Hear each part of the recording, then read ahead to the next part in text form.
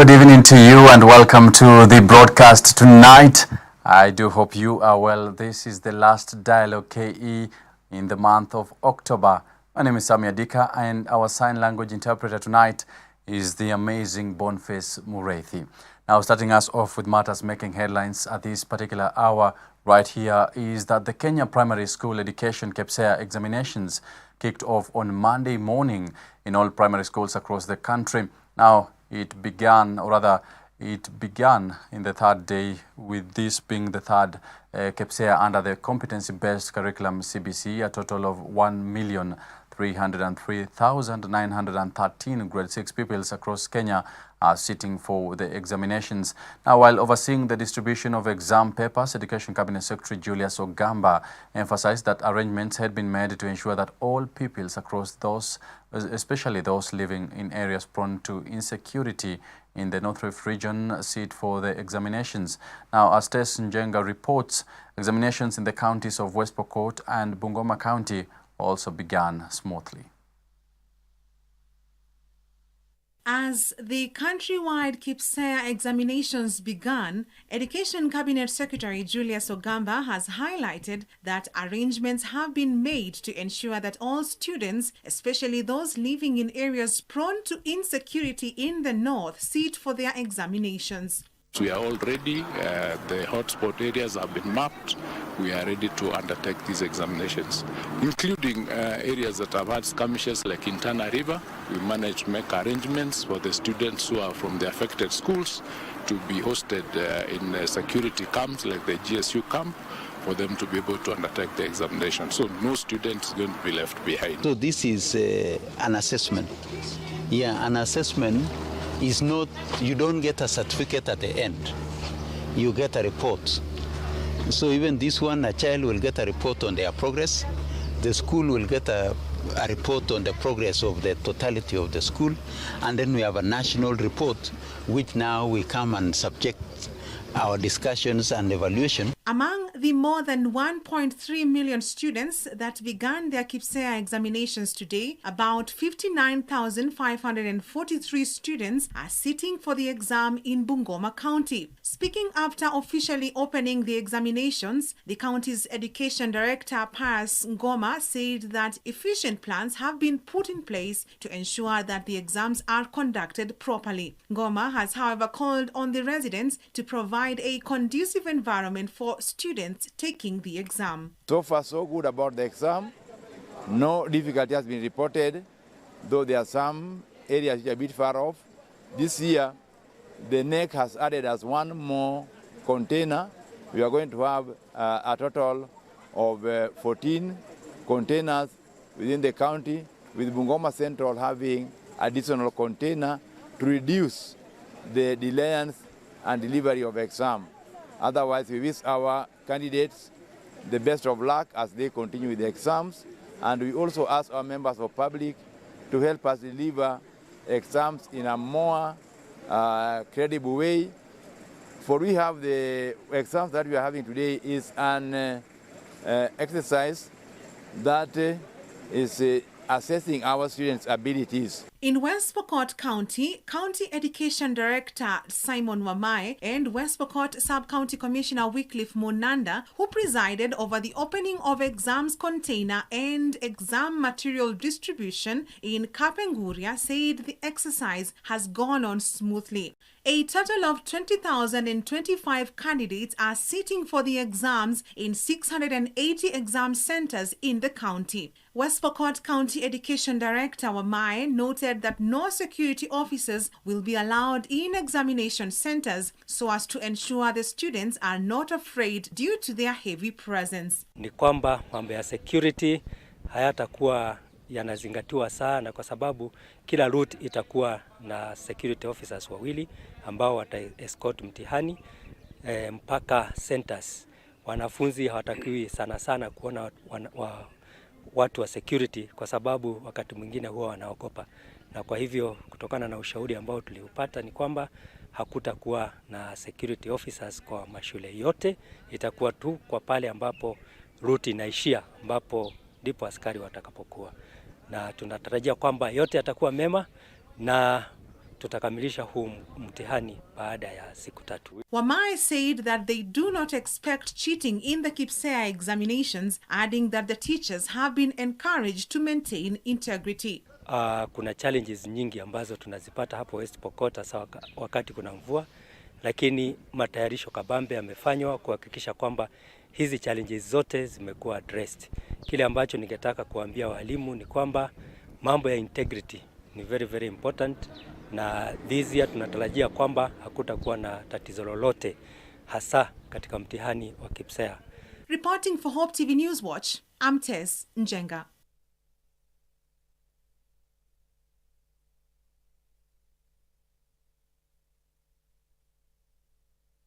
Moving on to the corridors of justice, impeached Deputy President Rigathi Gachagua has filed an appeal at the Court of Appeal saying he is dissatisfied with the ruling that delivered last week by a 3-judge bench.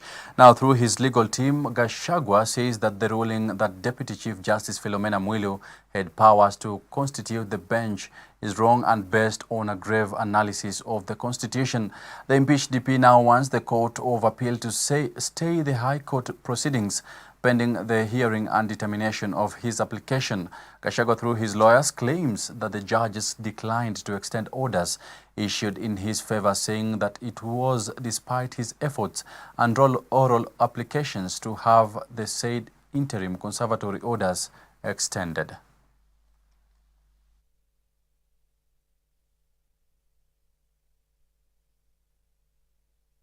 Well, away from that, President William Ruto has lauded the Kenya Forest Service leaders, stating that the illegal logging and other criminal activities around Kenya's environmental resources have significantly reduced. Now, speaking while presiding over the pass-out parade of the Kenya Forest Service Inspector Cadets and Forester Trainers course of at NYS Gilgil, Nakuru County, Ruto further noted that KFS will no longer rely on exchequer as it will fully depend on internally generated resources during the ceremony, which saw 569 new forest guardians graduate, 467 forester trainees, and 102 inspector cadets. Now, the head of state also noted that they have a responsibility to ensure that forests are protected and enhanced for sustainability and future generations. Forest conservation, afforestation, and tree planting campaigns are long-standing Kenyan traditions going back to many decades. In 2023, we launched a national program to restore degraded landscapes and ecosystems, strengthen our institutional framework to combat deforestation, and included a national campaign to plant 15 billion trees by 2032, aiming to raise our forest cover to 30%. This is the context in which you must understand the significance of this function and appreciate the role of the graduating officers here, as well as their colleagues who are already in the Forest Protection Service. They are the guardians of the nation and the Earth's lifeline. Their work enables us achieve sustainability and prevail against daunting global and local environmental challenges. Forests purify our air, sustain biodiversity, and support livelihoods. It is therefore essential that we develop capacity, including adequate numbers of trained professionals to overcome the threats of deforestation, illegal logging, and climate change, which diminish forests and the Earth's ability to sustain life. And the Law Society of Kenya, LSK, has expressed concerns following the increasing number of abductions and killings in the country. Led by the Society's President Faith Odhiambo, LSK says the situation now seems to be getting out of hand, while calling on the government to swing to action and protect Kenyans. LSK has also vowed not to sit back and watch the government failing to take action towards apprehending the perpetrators. Recent happenings are an absolute and blatant violation of human rights and the rule of law, and the lost lives have not been accounted for in any appropriate way by the government of the day. We call upon the Director of Public Prosecutions to immediately invoke his powers as donated by Article 157(4) of the Constitution of Kenya and direct the Inspector General of Police to urgently conduct investigations and prosecute the perpetrators of these extrajudicial killings and involuntary deaths, that they be held to account. Further, we call upon the Inspector General of Police and the Director of Criminal Investigations to take the recent wave of horrifying murders seriously and perform their mandate as prescribed under Articles 245 and 247 of the Constitution of Kenya 2010, respectively, as the said officers are sworn to serve and protect the public and uphold the rule of law.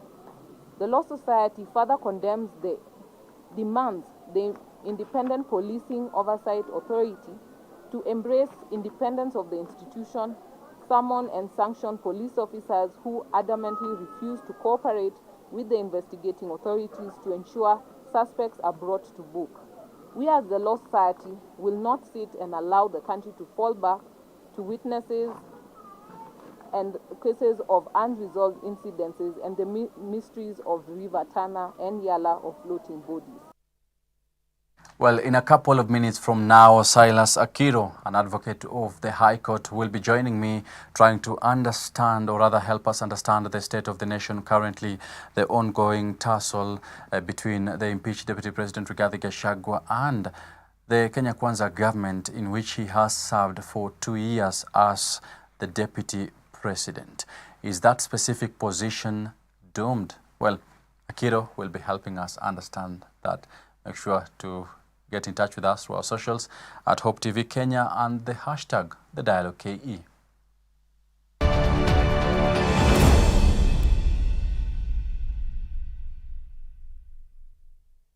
This week on Hope Devotion. Faith is the substance of things hoped for. It means faith is built on the foundation of hope. Without hope, you have no faith. Join Minister Eliel Michael Laban as he shares the Word of God on the topic, A Great and Victorious Hope in the Current Turbulent Time. Is there anything too hard for the Lord? Now, when I believe, what is guaranteeing that Laban here is going to have a good life, then my story is going to end well. I lift my eyes to you whose throne is in heaven. The Bible says in Isaiah 45 verses 22, look to me and you will be saved. So looking is relying, is depending upon. It is not just opening your eyes. Start your day with hope every morning from 6 a.m. to 7 a.m. Hope TV, look and live. Someone introduced me because these people, they were kind of like trying to establish a ministry, and they were looking for people to work with and to partner. So they were told that this young man, a born-again young man, he loves the Lord. But I just said, okay, maybe just a season. Let me be patient. Maybe it's just a season. So in this season, were you being paid at least now for the work that you're doing? I was not being paid. But you're working? I'm working, and even overworking. I remember sometimes I could even go and wash the church. I saw a text message. 7 p.m. Yes. From the same people. Yeah. Yes. Leave the house.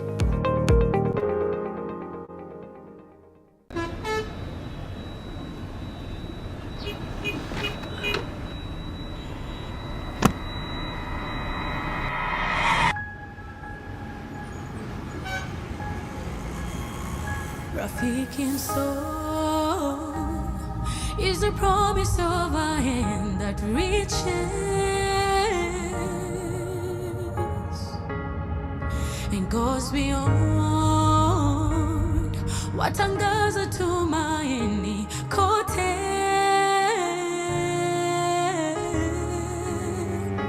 I'm forever grateful. Ninashukuru ukarimu, ukarimu. I'm forever grateful. Ninashukuru ukarimu, ukarimu.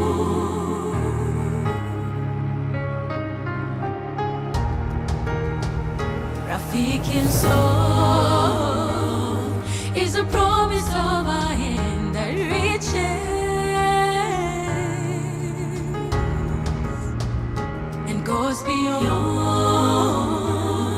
watangaza tumaini kote. I'm forever grateful. Ninashukuru ukarimu, ukarimu. I'm forever grateful. Ninashukuru ukarimu, ukarimu.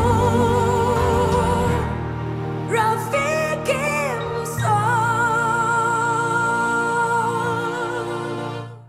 Friends of Hope, keeping hope alive.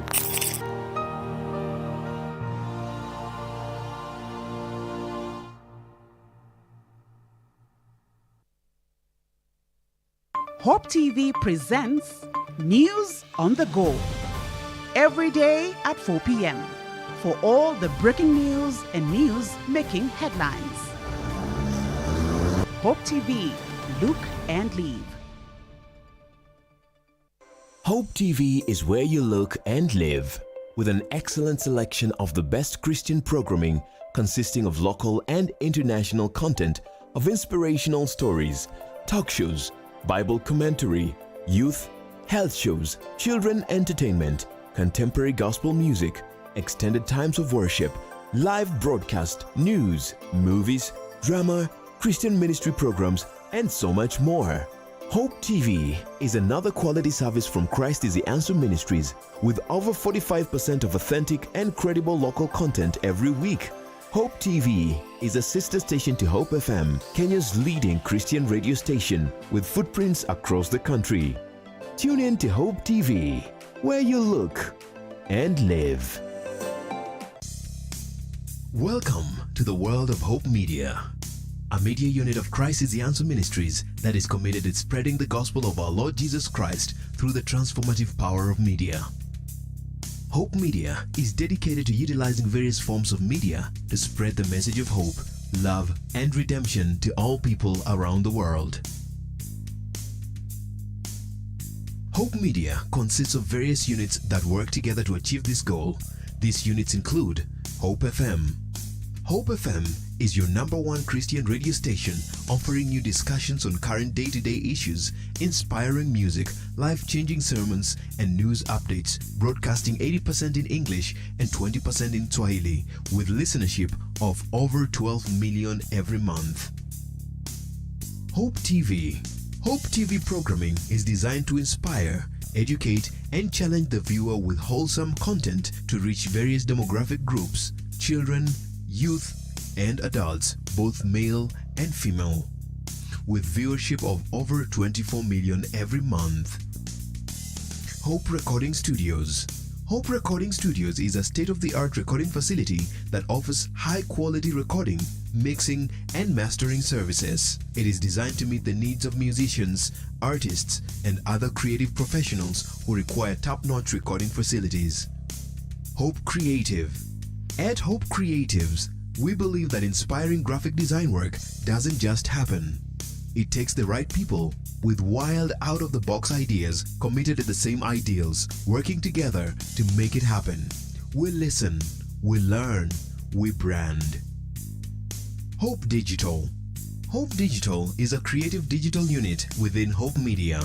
We are driven by a passion to creatively express ourselves while influencing you with the same creative energy in online spaces and beyond.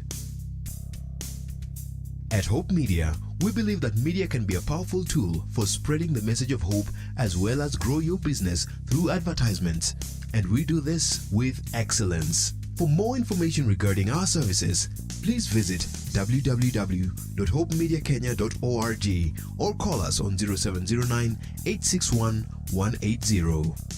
Hope Media. We keep hope alive.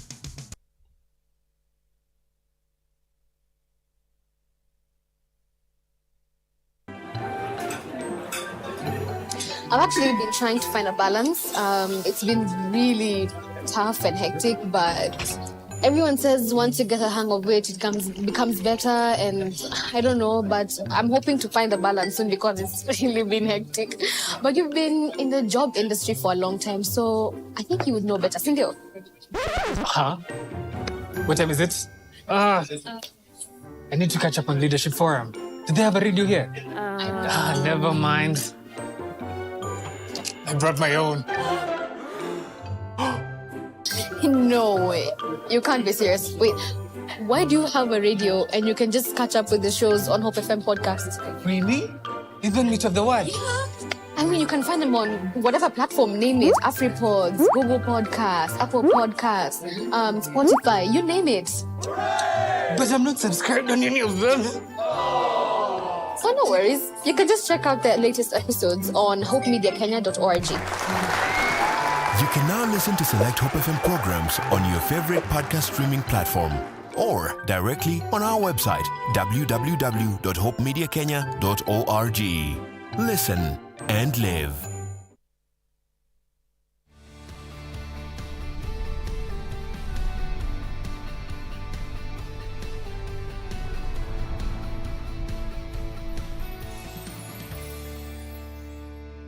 Just at the moment, many of those who believe in Jesus are feeling what I call the big squeeze.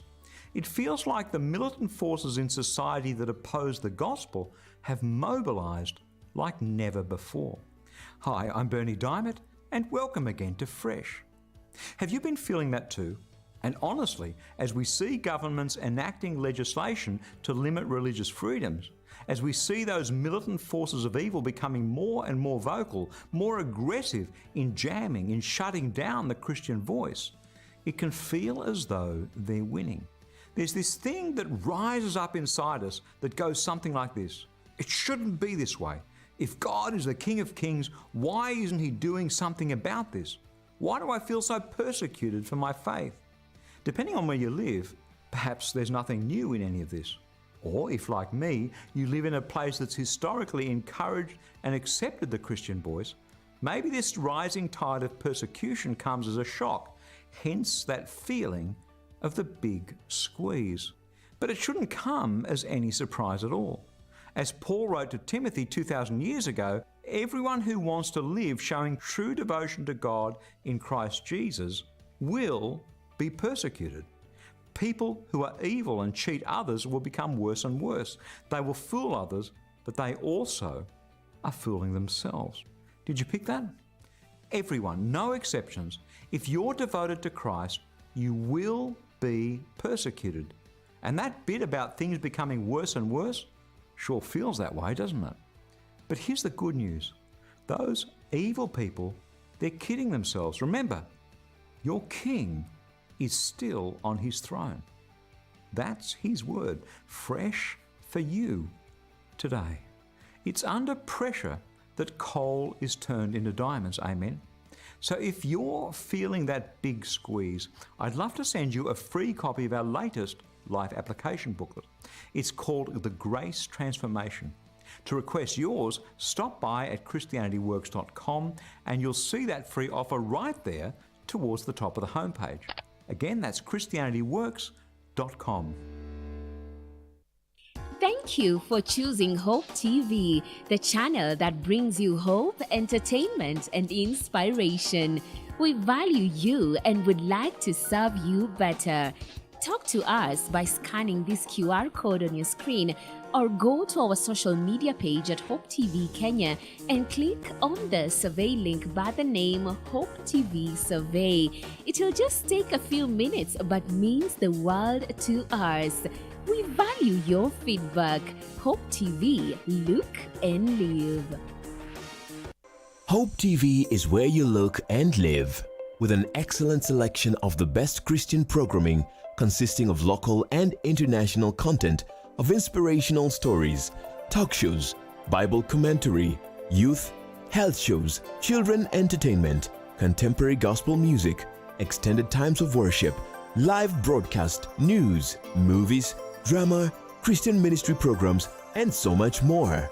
Hope TV is another quality service from Christ is the Answer Ministries with over 45% of authentic and credible local content every week. Hope TV is a sister station to Hope FM, Kenya's leading Christian radio station with footprints across the country. Tune in to Hope TV, where you look and live.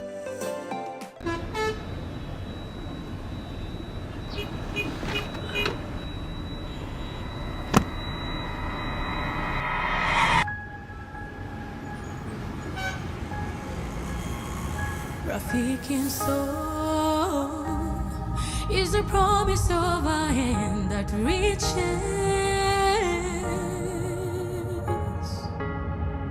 and goes beyond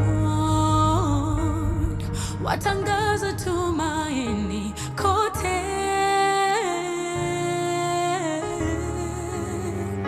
I'm forever grateful.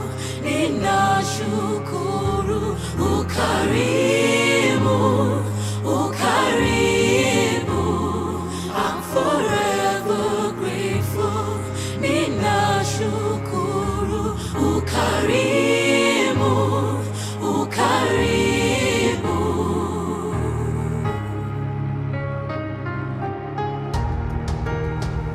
Rafiki soul is a promise of a hand that reaches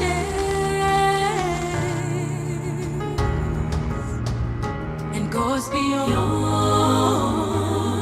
what angaza tumaini kote.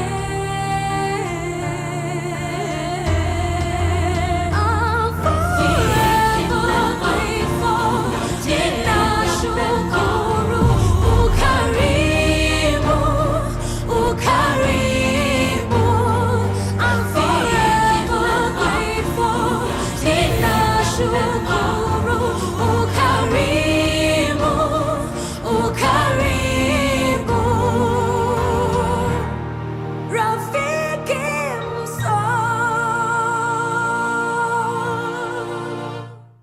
Friends of Hope, keeping hope alive.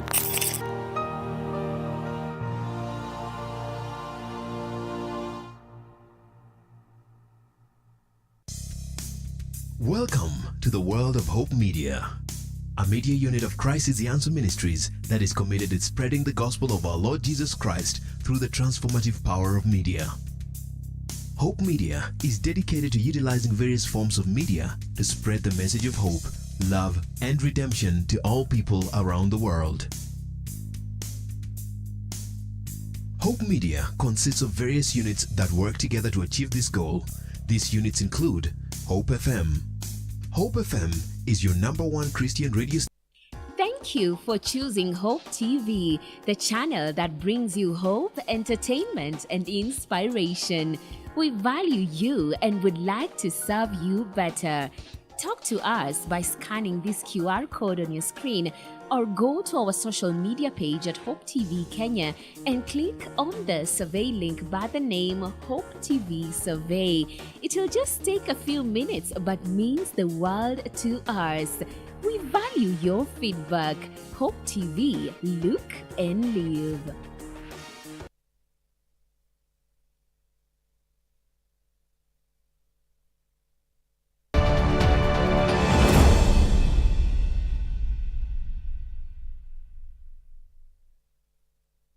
Welcome back to the Dialogue KE right here at Hope TV Kenya. Do get in touch with us through our socials right there at Hope TV Kenya. Now joining me is Silas Akiro, an advocate of the High Court. Many thanks for creating time for us tonight right here at Hope TV. Karibu sana.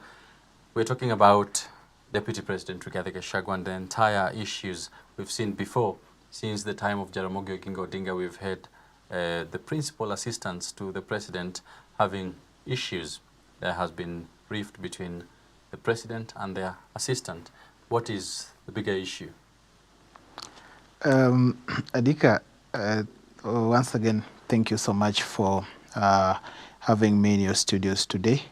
And I think for your viewers, this is one of the most enlightening topics, current affair, and the big discussion in the country, yes, if not across the continent as we speak. Now, to your question, I think, in my own opinion, Kenyans are actually taking this whole issue DP's position being sort of like a curse running through generations since Kenya gained independence and all became a republic. However, I would like to put it in a way that we are looking at power struggles and power angles.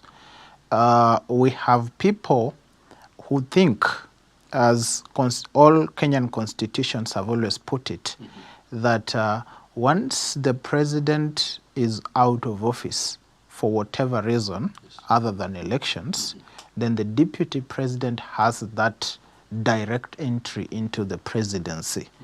And so we have seen cases where some have grown to become humbler, but others have always grown to want to amass a lot of power to the extent of fighting the sitting head of state.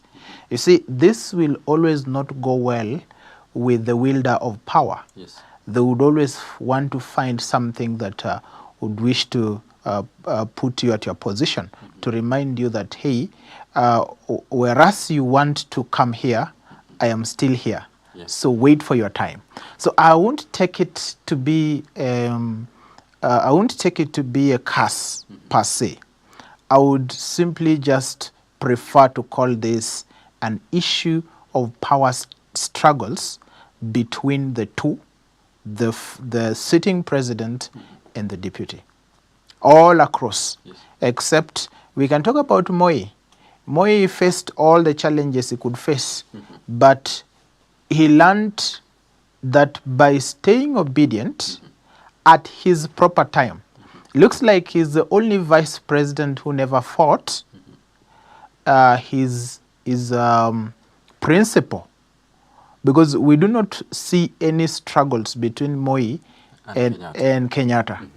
We have seen the struggles between Jaramogi and Kenyatta and all the rest. Yes. And also we also have a silence here.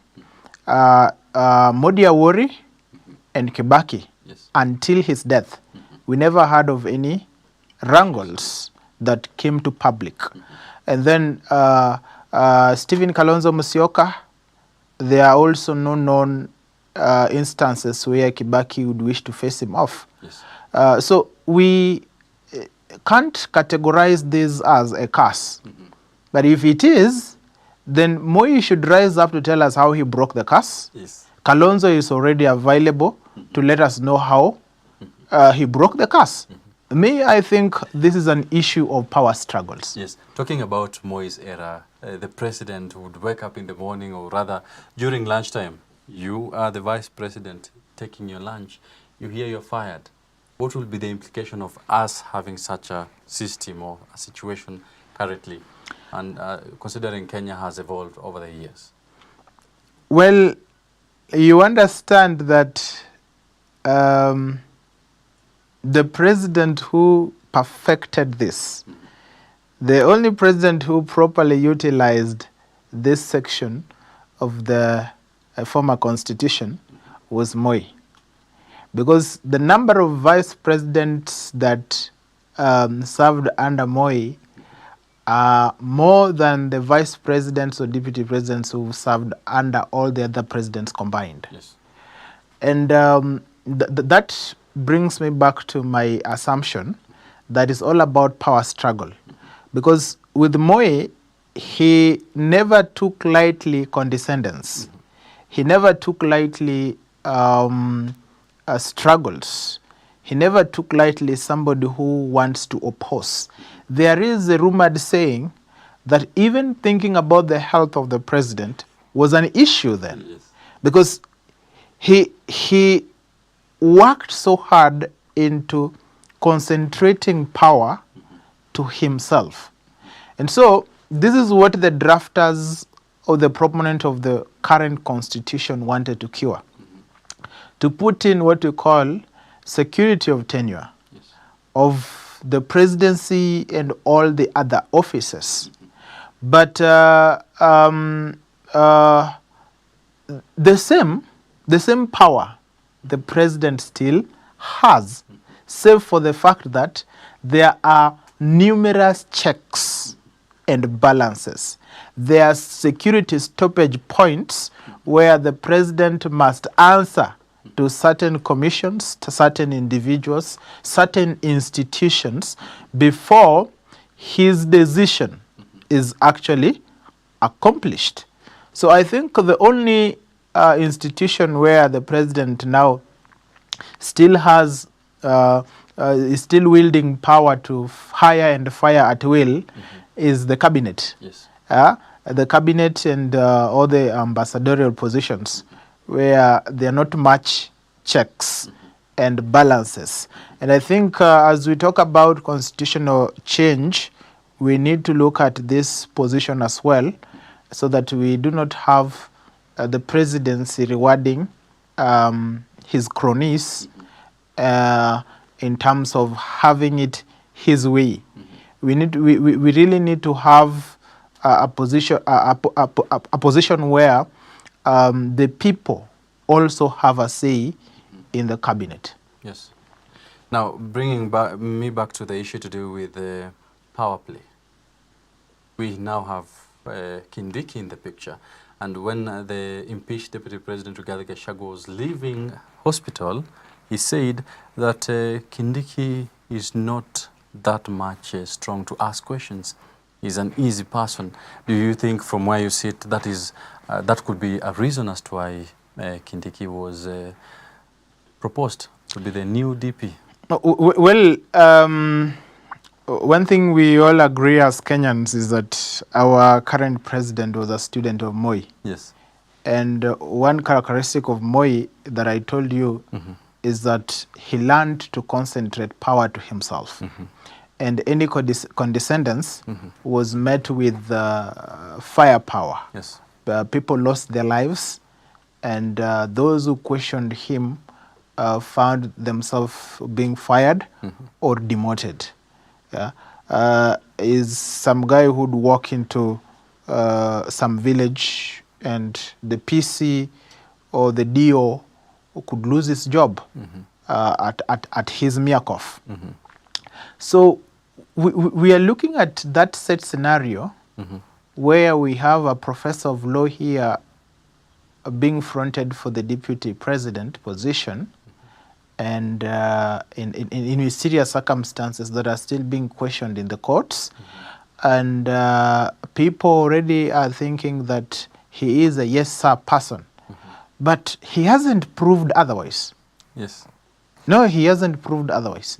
I would still agree with your sentiments or with your questioning whether he is a yes sir person, and uphold that opinion that Kindiki, the bystander deputy president, rather he is waiting for the outcome of all these processes to be confirmed, that he has not proved to be somebody who can question the actions of the sitting president. Yes. And I believe that is what our president is looking for. Interesting. Now, a little bit about questions. Gachagua, the other day, actually the day he was leaving hospital, he said that he would stand and tell the president the issue to do with the affordable housing is wrong. The issue to do with the new health system is also wrong. Is he actually going to lose anything if he now starts to spill out? As basically, that is what Kenyans are after. Adika, how many egregious issues that the present government has meted on its citizen, and even with the loudest complaint we can ever hear, what action has been taken? None so far. We've seen killer cops. There is no trial going on. We have seen abductions. Some abducted and released, they come and explain their ordeal. The government is totally silent, absolutely silent. Whereas they disown the abductions and try to dissociate themselves from their abductions. Then if you do really mean your words that it is not you, the government, that abducted these people, what have you done to bring to book then those who abducted Kenyans? Because if it is not you, then it means these are culprits. They are subject to state laws and state machinery. Why can't we see them being brought to book? So, even if Gachagua would come out and spill the innermost, most rotten and deepest secrets of the Republic of Kenya, I assure you there will be no action. It is just him trying to look good to Kenyans, or? There will be no action. Interesting. Now, a bit about the entire issue to do with Gachagua. He's still putting up, or rather fronting a spirited fight, ready to move to the courts. Today we saw him appeal the last week's rulings, still saying it was not fair. The DCJ has no powers to empanel a bench that made an entire decision of, we expect tomorrow the courts will be still taking a look at his case. Why would he still put that fight from where you just sit? Do you think he has anything to lose? Adika, one thing we have to sit well with as a country is that we are being delusional if we think that Gachagua's impeachment cases would go up to 2027. Yes. You look at the jet speed within which his cases are being taken. Look at the impeachment. Yeah. It was a quick one. I mean, the National Assembly has 2 days after upholding, or rather after impeaching. Remember, there's something I normally educate Kenyans about. The National Assembly impeaches. The Senate either upholds the impeachment or declines to uphold the impeachment. So the Senate really doesn't impeach. It's a trial court. Yes. Just like the governors are impeached at the county assembly level, and then to uphold their impeachment, the governor is not taken to the National Assembly. The governor goes to the Senate direct. Yes. So just like governors are dealt with at the county assembly level, so the president and the deputy are dealt with within the National Assembly. So you look at the speed. National Assembly has 2 days to notify the speaker. But they conclude the vote. In under 30 minutes, there is a gazette notice. Look, gazette notice. Not a communication to the Senate Speaker. A gazette notice. You see, that means every apparatus, government apparatus, have been set on high alert to ensure that Mr. Gachagua goes. You look at what we call the public participation, or the collection of public views. This is somebody nominated for election with the president. And the elections took place within the 290 constituencies. Within the over, 1,000 and what county wards, elections were there. And then you tell me, I want to collect views from each and every county headquarter. 2 days. And we are done.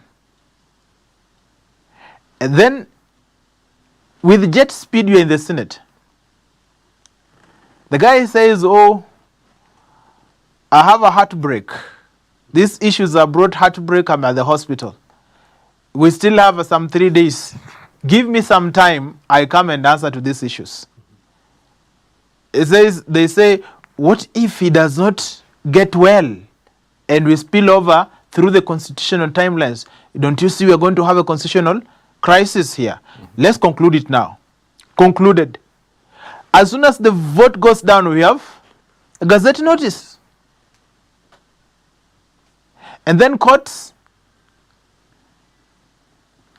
you hear councils arguing that there is some sitting overnight. I mean, the country is overworking towards seeing that one person goes home, leaves office.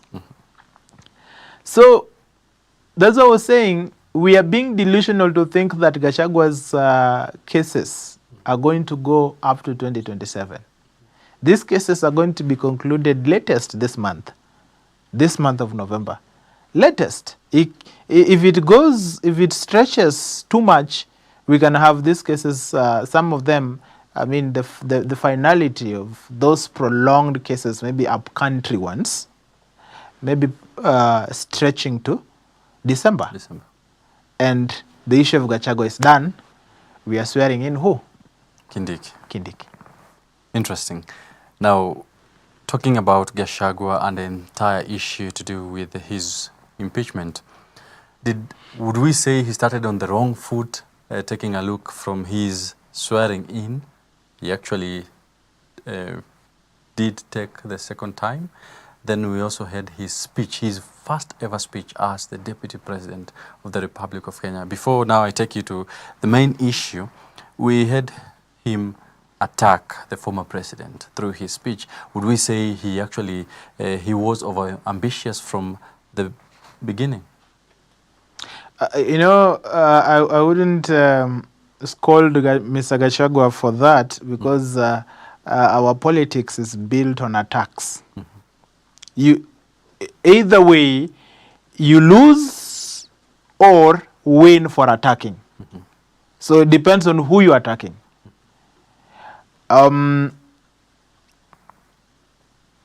Being that is the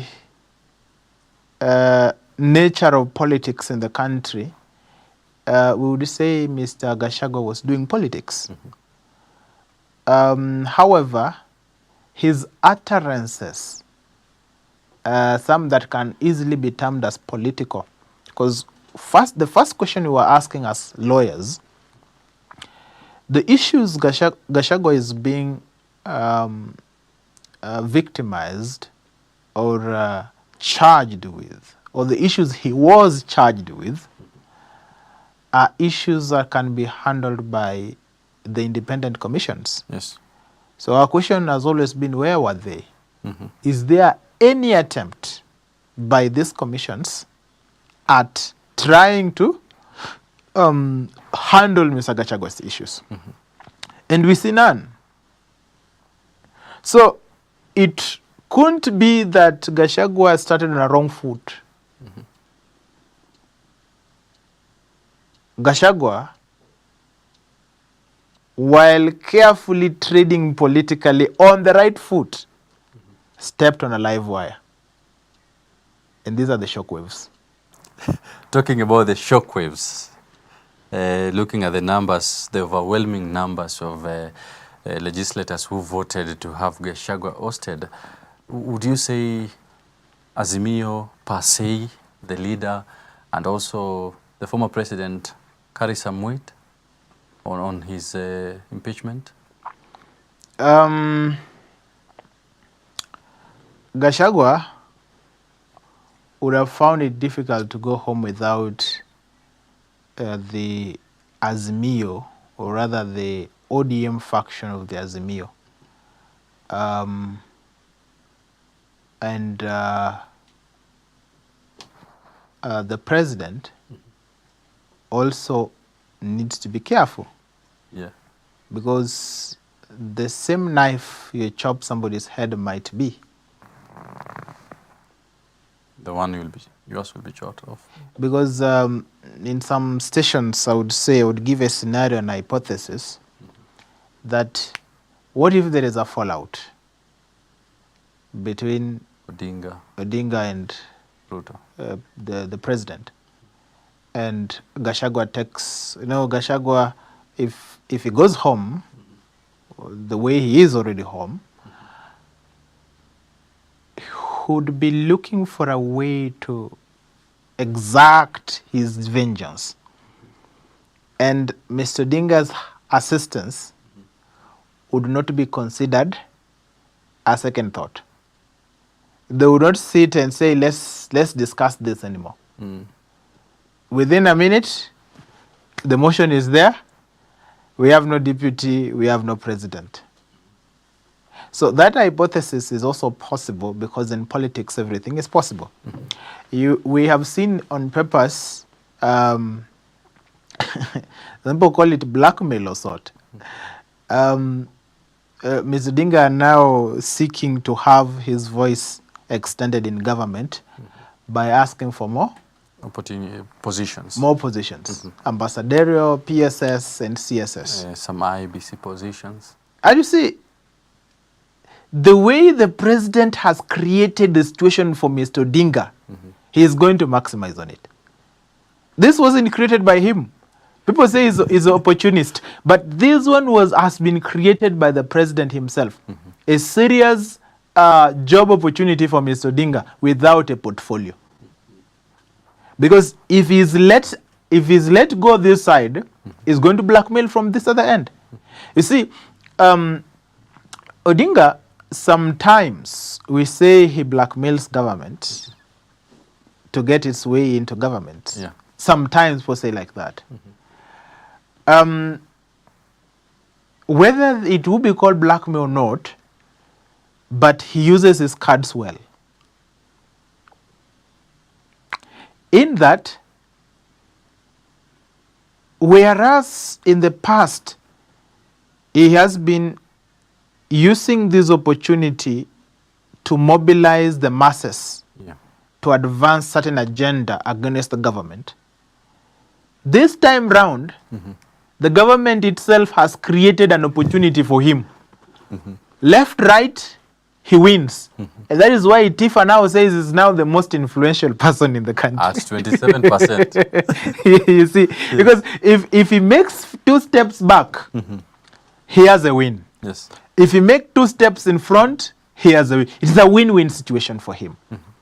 Such that you don't see Mr. Odinga being serious with this AUC chairmanship campaign as he is with the Kenyan politics, albeit behind the curtains.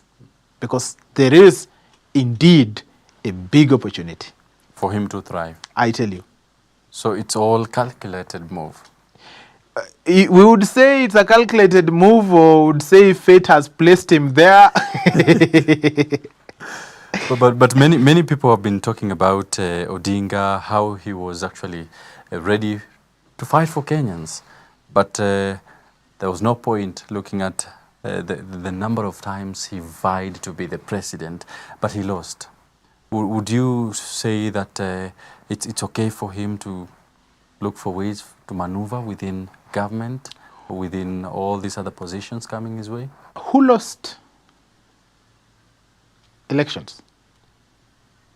2022? You're told he lost?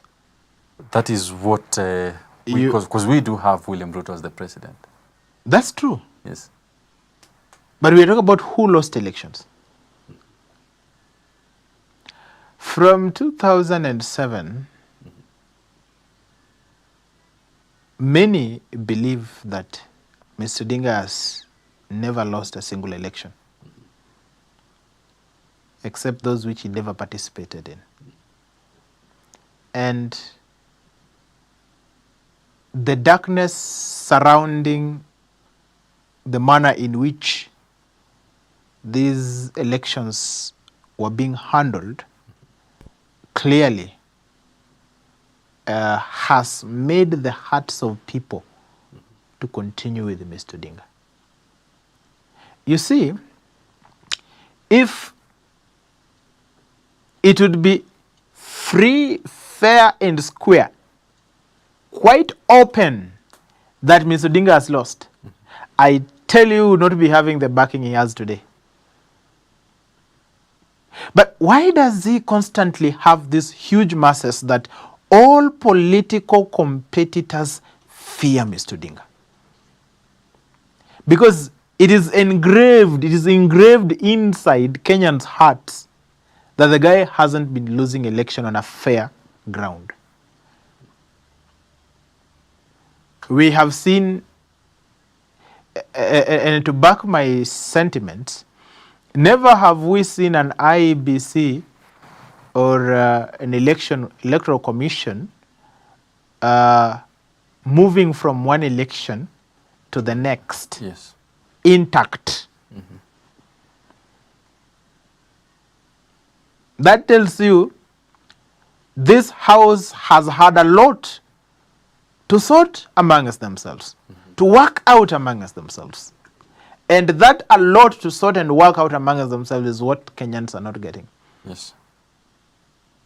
And if history were to be a surgeon to dissect the facts, the factual basis under which entities or under which powers were being created in this republic, I will tell you, we would have all presidential election certificates revoked and the new ones made and handed to Mr. Dinga. Now, as we wind up, I understand time is not on our side. Slightly about Gachagua, from what you've actually said, is probably his cases might be complete by end of November or early December, and by then maybe we shall be having a new deputy president. Going by your saying or your predictions, what will be in the basket for Gachagua to maximize on and make sure that his political career would still be relevant in as much as he will not be able to vie for about 10 years? Gachagua lost it.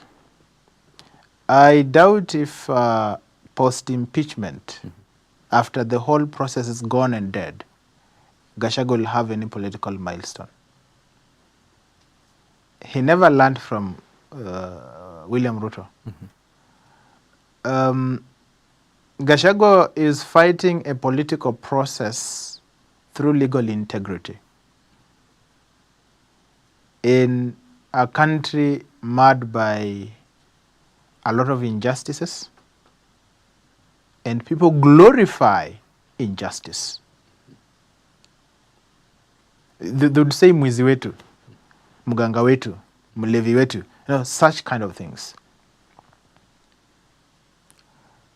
If Gachagua were wise,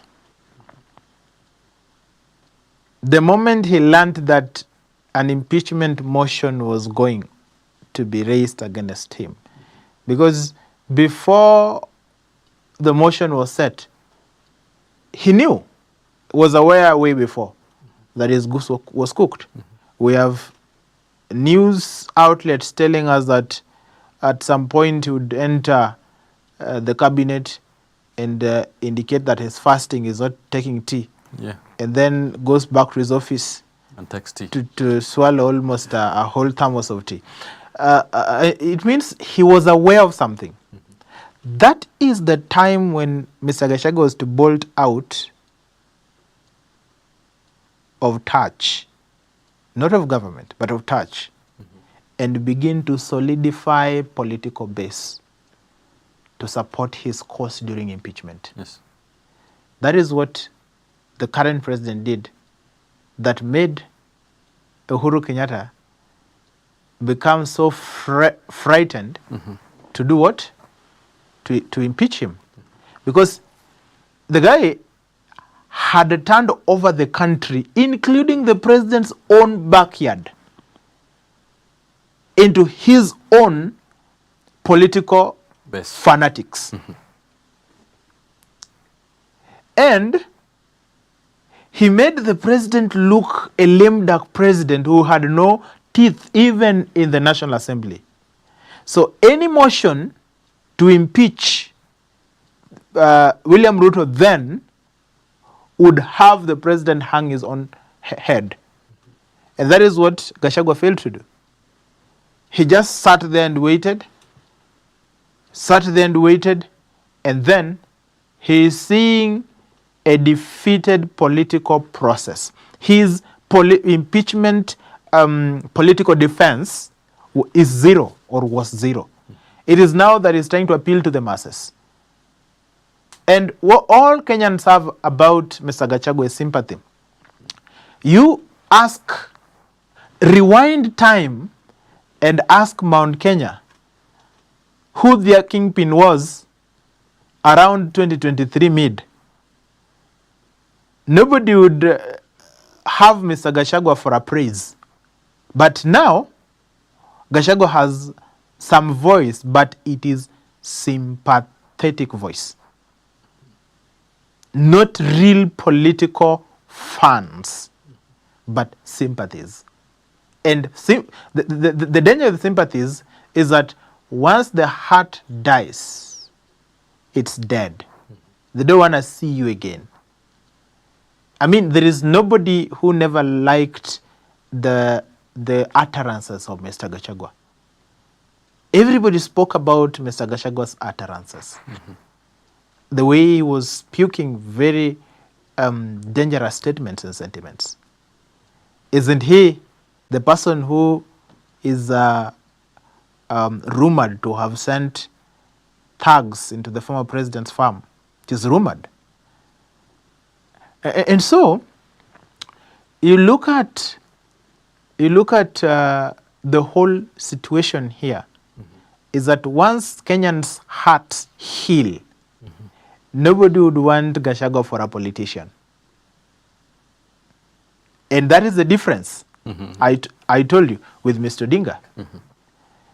Odinga has people who believe that everything hasn't been right for him.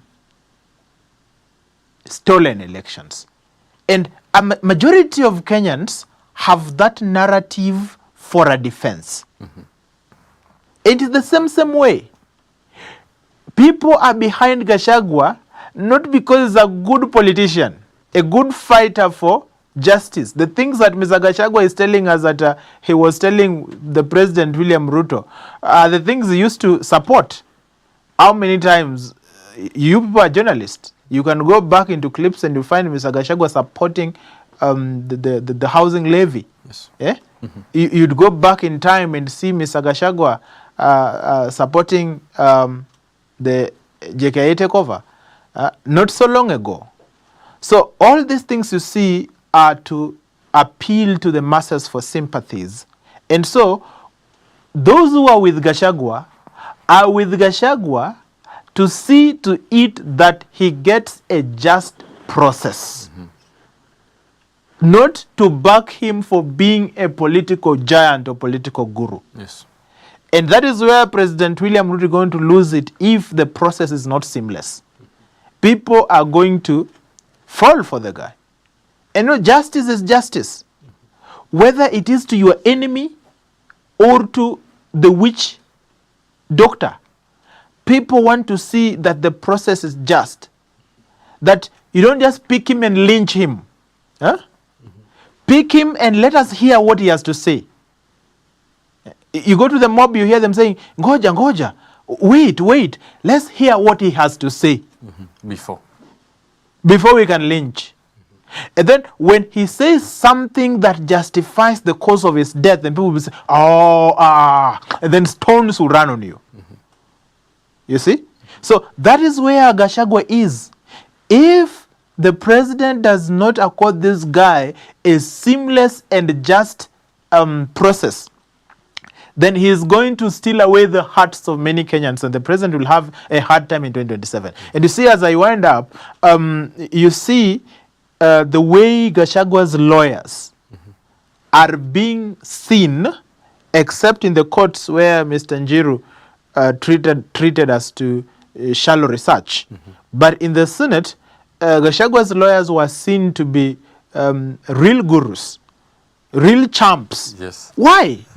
Because the masses were saying, well, this is justice.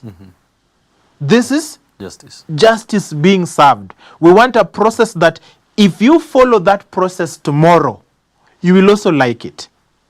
But we don't want a process where the road being created is so narrow that it will prick many Kenyans trying to ply that route. Remember, each and every person is as good a candidate of leading the country as those who are already in power. Yes, yeah. Interesting.